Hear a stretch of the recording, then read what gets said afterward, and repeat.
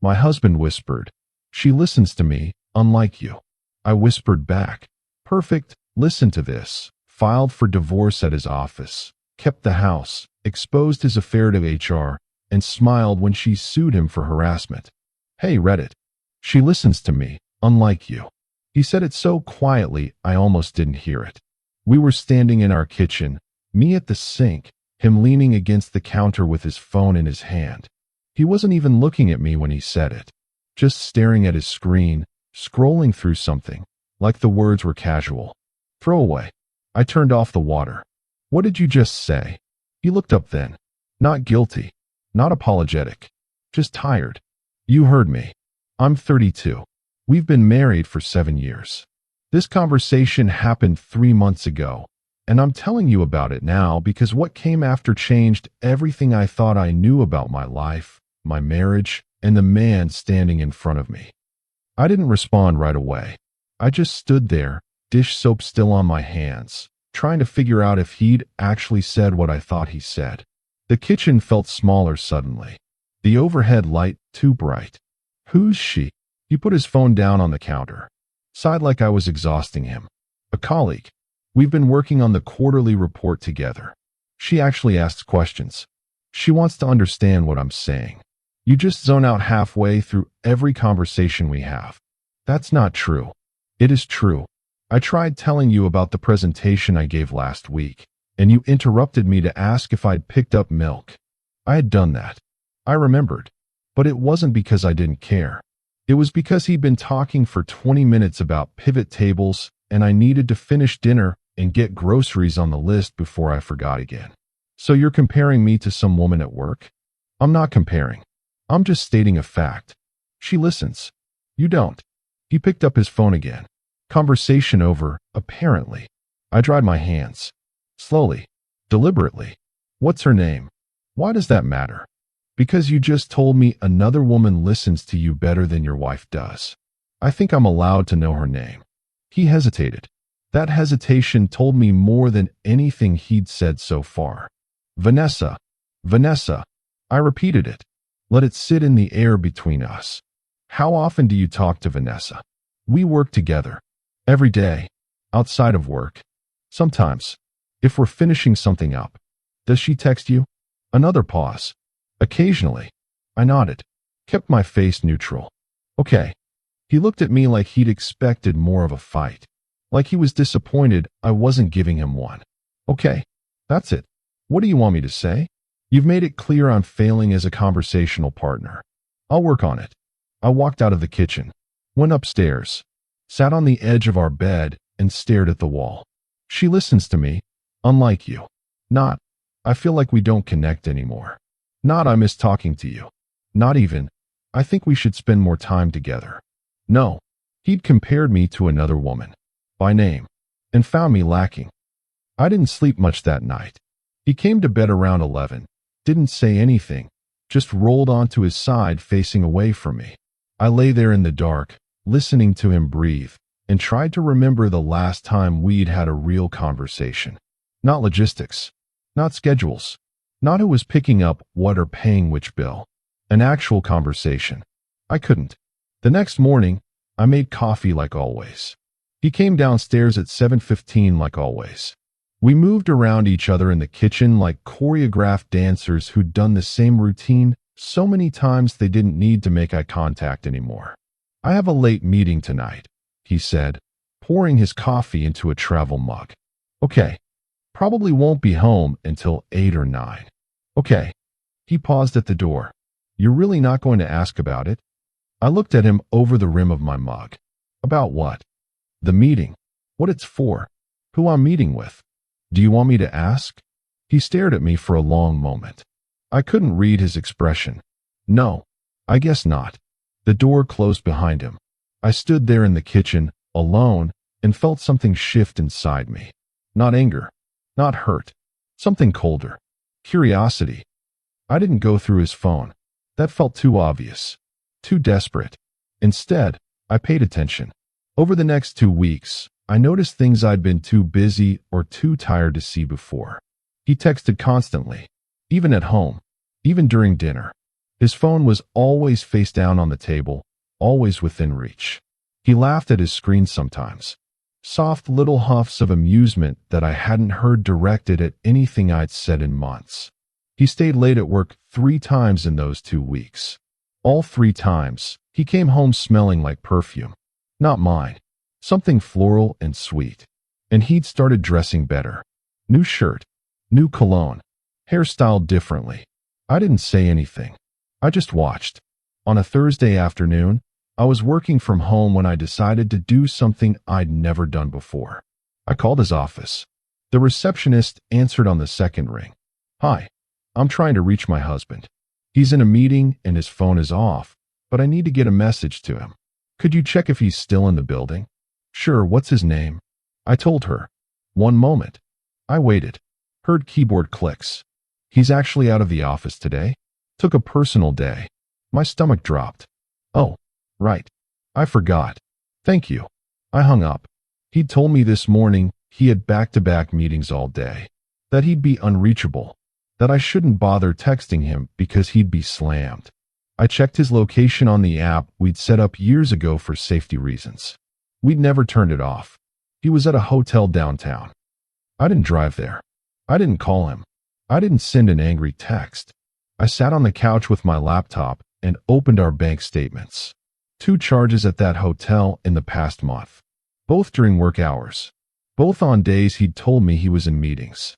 I felt weirdly calm. Like I was solving a puzzle instead of watching my marriage disintegrate in real time. I went back further. 3 months. 6 months. A year. More hotel charges. Always the same one. Always during work hours. Restaurants I'd never been to. Bars I'd never heard of him mention. And then I found it. A Venmo payment. 3 weeks ago. To Vanessa. With a little inside joke emoji I didn't understand. I closed the laptop. Opened it again. Started making a folder. Screenshots. Dates. Amounts. Locations. I worked methodically. Carefully. When he came home that night at 6:30, no late meeting after all, I was in the kitchen making pasta. "Hey," he said, dropping his keys on the counter. "Hey, how was work?" "Exhausting. Meetings all day." Sounds rough." I stirred the sauce. He came up behind me, put his hand on my lower back. I didn't flinch. Didn't pull away. "What are you making?" "Marinara. Your favorite." He kissed my temple. "You're the best." I smiled. "I know." That weekend, he suggested we go out to dinner. Just the 2 of us. Like a date. I was surprised. We hadn't done that in over a year. "Really?" "Yeah. I think we need it. I've been stressed with work, and I know I haven't been present. Let me make it up to you." I almost laughed. "Almost. Okay. That sounds nice." We went to an Italian place we used to love. He held my hand across the table. Asked me about my work. Laughed at my stories. Looked at me like he used to, back when we first started dating. And for a moment, just a moment, I let myself believe it. Maybe I'd been wrong. Maybe the hotel charges had explanations. Maybe Vanessa was just a colleague. Maybe the perfume was someone else in the elevator. Maybe he really had just been stressed and distant, and now he was making an effort. Maybe. He ordered wine. We split a tiramisu. He paid the check without looking at his phone once. On the way home, he put his hand on my knee while he drove. "I love you," he said. "I know I don't say it enough. But I do. I love you too." And I meant it. In that moment, I meant it. We got home. He kissed me in the driveway. We went inside. He suggested a movie. We curled up on the couch like we used to, and I fell asleep against his chest. And when I woke up at 2 in the morning, he was carrying me to bed. I thought maybe we'd turned a corner. I really did. Monday morning, his phone buzzed on the nightstand while he was in the shower. I looked at it. I don't know why. Maybe because the weekend had felt too perfect. Maybe because I needed to confirm I'd been paranoid. Maybe because some part of me knew. The message was from Vanessa. "Last night was perfect. I can't stop thinking about you." I stared at the screen until it went dark. Then I stared at the black mirror of it. Then I heard the shower turn off. I put the phone back exactly where it had been. He came out in a towel, smiling. "Morning. Morning. Coffee. Already made. You're amazing." He got dressed, kissed me goodbye, left for work. I sat on the edge of the bed and felt absolutely nothing. I called a lawyer that afternoon. Her name was Patricia. She was 50-something, sharp-eyed, and didn't waste time with pleasantries. How long have you been married? 7 years. Any kids? No. Assets? We own a house. 2 cars. Joint bank accounts. His 401k is significantly larger than mine. He makes about twice what I do. Do you have evidence of infidelity? I opened my folder on my laptop, turned it toward her. She scrolled through it. Slowly, methodically. This is good. This is very good. You've been thorough. I'm motivated. She looked at me over her reading glasses. What do you want out of this? Everything I'm entitled to. And I want him to know exactly why he's losing it. We can do that. She drew up the papers over the next 2 weeks. I reviewed them, signed them, made copies. Then I made a plan. He had a presentation at work on a Thursday. Big one. His boss would be there. Half the executive team. Vanessa would be there too. She'd been helping him prepare for weeks. I knew this because he'd told me. Excitedly. Over dinner. Like nothing was wrong. Like we were fine. I smiled and nodded and asked good questions. And I scheduled the process server for 2 o'clock that afternoon. Thursday came. I got dressed carefully. Professional but approachable. Did my makeup. Styled my hair. Then I drove to his office. I'd been there before. Holiday parties. Company picnics. Everyone knew who I was. I walked in at 1:50. Smiled at the receptionist. Hi. I'm here to surprise my husband. Is his presentation over yet? Just wrapping up, I think. They're in conference room B. Perfect. I'll wait. I sat in the lobby. Checked my phone. Replied to a few emails. At 2 o'clock exactly, a man in a suit walked in. Looked at the receptionist. I'm here to serve papers. She blinked. Who are they for? He said my husband's name. Her eyes went wide. She looked at me. I smiled. Conference room B. I didn't go in. I didn't need to. I heard the door open. Heard the process server's voice. Calm. Professional. Are you husband's name? Yes. Who are you? You've been served. Silence. Then what? What is this? Divorce petition. You need to sign here acknowledging receipt. More silence. Longer this time. Then my husband's voice, strained. Can we do this somewhere else? No, sir. I'm required to serve you where you can be located. Please sign. I heard paper rustling. A pen clicking. Then the door opened, and my husband came out. He saw me immediately. His face went white. What the hell are you doing? I stood up. Smoothed my skirt. She listens to you, right? Unlike me. He just stared. Perfect. Listen to this. I'm keeping the house. I have documentation of your affair. My lawyer is very good. And you're about to have a really interesting conversation with HR. What are you talking about? I pulled out my phone. Showed him the email I'd sent an hour ago. To his company's HR department. With screenshots. Dates. Locations. Expense reports where he'd billed personal meals with Vanessa as business dinners. You used company funds for your affair. That's a fireable offense. I checked. He grabbed for my phone. I stepped back. I also sent a copy to your boss, who I believe is still in conference room B. His face went from white to red. You're insane. No. I'm thorough. There's a difference. I turned and walked out. My hands didn't shake until I got to the car. Then I sat there, gripping the steering wheel, and laughed. Or cried. I'm not sure which. Maybe both. He called 47 times that night. I didn't answer. He came to the house. I changed the locks. I checked with Patricia, since it was my inheritance that had paid the down payment. I had legal standing to exclude him while the divorce was pending. He pounded on the door for 20 minutes before he finally left. I sat on the couch with a glass of wine and listened to him yell through the door, and felt nothing.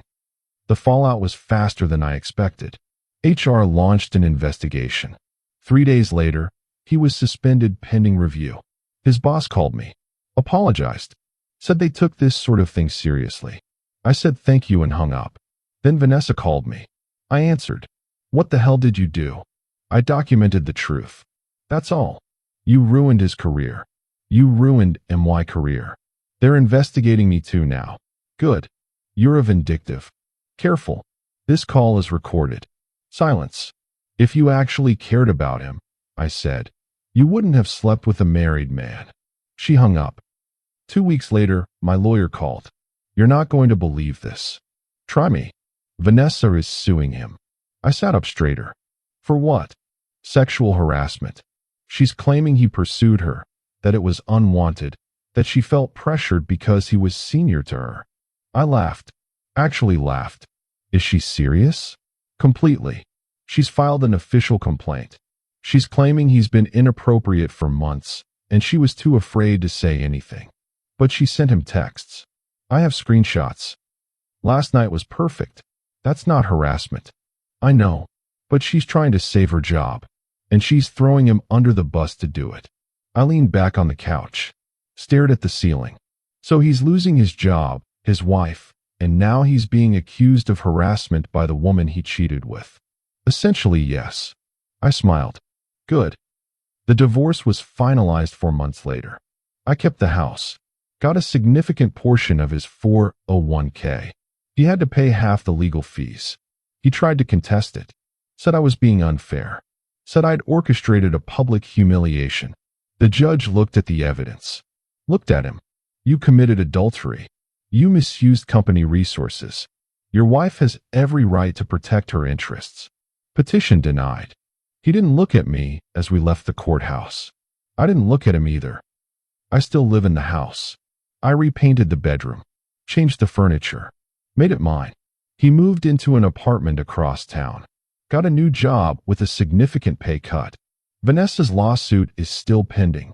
Last I heard, his legal fees are astronomical. I don't feel guilty. I don't feel vindicated. I don't really feel anything about him anymore. Mostly, I feel free. People ask me sometimes if I regret how I handled it, if I think I went too far, if I should have tried to work it out. I tell them the truth.